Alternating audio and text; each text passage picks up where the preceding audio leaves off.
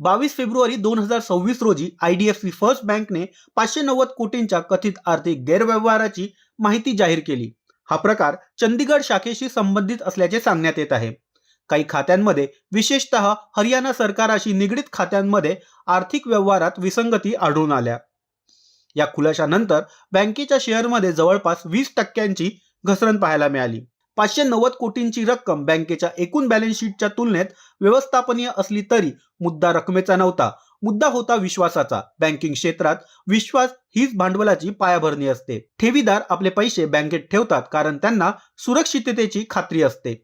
गुंतवणूकदार शेअर्स खरेदी करतात कारण त्यांना व्यवस्थापनावर विश्वास असतो. डिजिटल युगात अफवा काही मिनिटातच पसरतात. सोशल मीडियावर चुकीची माहिती व्हायरल झाली तरी परिस्थिती अधिक बिघडू शकते. त्यामुळे बँकेने तत्काळ फॉरेन्सिक ऑडिट जाहीर केले, संबंधित कर्मचाऱ्याला निलंबित केले आणि नियामकांना ही माहिती दिली. भारतीय बँकिंग क्षेत्राने गेल्या दशकात मोठी सुधारणा केली आहे.